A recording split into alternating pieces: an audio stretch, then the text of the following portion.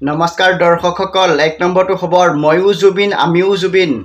এইবোৰ নাটক বন্ধ কৰক বিজেপি চৰকাৰে আৰু বিজেপিয়ে ২০২৬ চনৰ নিৰ্বাচনত বেয়াকৈ হাৰিব বুলি জানি এতিয়া হঠাৎ জুবিনৰ প্ৰেমত গদগদ হৈ পৰিছে। তাৰ মানে অসমৰ ৰাইজৰ মন মোহিবলৈ যত্ন কৰিছে। ২ নম্বৰটো খবৰ অখিল গগৈ মন্তব্য পৃথিৱীৰ চোৰকেইটা নিজকে ময়ো জুবিন আমিও জুবিন বুলি কৈছে। মই মানিম নেকি আৰু অসমৰ ৰাইজে মানিব নেকি? আৰু জুবিনদাই কৈ গৈছে মই হিমন্ত বিশ্ব শৰ্মা আৰু সৰ্বানন্দ সোণোৱালক কেয়াৰ নকৰোঁ, এই দুটা বেয়া মানুহ। ৩ নম্বৰটো খবৰ মুখ্যমন্ত্ৰী হিমন্ত বিশ্ব শৰ্মা মন্তব্য বিজেপিয়ে ময়ো জুবিন আমিও জুবিন কাৰ্যসূচী কিয় উলিয়াইছে জানেনে অসমৰ ৰাইজ? তাৰ মানে আদালতে যাতে জুবিনক ন্যায় দিয়ে সেইবাবে এই কাৰ্যসূচী।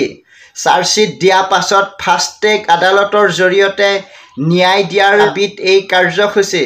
৪ নম্বৰটো খবৰ ওলায়ে আছে জুবিনৰ মেনেজাৰ সিদ্ধাৰ্থ কুকৰ্মৰ কথা। জুবিনক লুটি-পুটি খোৱাৰ লগতে সিদ্ধাৰ্থই জুবিন গাৰ্গৰ মৰমৰ বাহনখনক লৈও নামিছিল বেপাৰত। জুবিনৰ পাজেৰ বাহনখন মেৰামতি বাবদ সিদ্ধাৰ্থই মেকানিকৰ সৈতে দিছিল ফিটিং। ৩.৫ লাখ বিল হোৱা বাহনখনৰ নামত সিদ্ধাৰ্থই মেকানিকৰ বিল বনাবলৈ দিছিল ৫ লাখ টকা। ৫ নম্বৰটো খবৰ মুখ্যমন্ত্ৰী হিমন্ত বিশ্ব শৰ্মাৰ ডাঙৰ ঘোষণা চাহ বাগিচাৰ শ্ৰমিকে লাভ কৰিব ভূমি অধিকাৰ মানে মাটি পট্টা। ৬ নম্বৰটো খবৰ অখিল গগৈ মন্তব্য বিজেপি চৰকাৰে জুবিন গাৰ্গক ন্যায় দিব নোৱাৰে। জুবিনৰ তদন্তৰ নামত চৰকাৰে মাথো ৰাজনীতিক আৰু নাটক কৰি আছে। এমাহ পাৰ হ'ল, এতিয়া অসমবাসীয়ে আৰু সবলভাৱে মাত মাতক।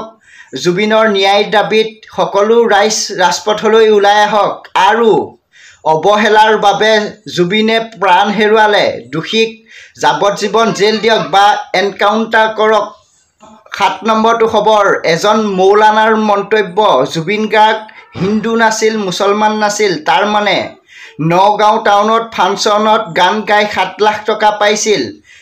ফাংচন শেষ কৰি ওলাই আহোঁতে অলপ দূৰত ৰাস্তাৰ কাষতে মাদ্ৰাছা এখনত বহুত শিশুৱে কোৰাণ পঢ়ি থকা দেখিলে, সেইবাবে মাদ্ৰাছাখনত জুবিন গাৰ্গে ফাংচনত পোৱা ৭ লাখ টকা দি দিছিলে।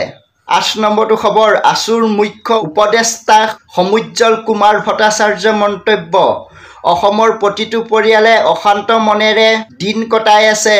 প্ৰাণৰ শিল্পী জুবিন গাৰ্গক ন্যায় দিব লাগিব, দোষীক দৃষ্টান্তমূলক কঠোৰ শাস্তি দিব লাগিব, তদন্ত পানী নসৰকা হ'ব লাগিব।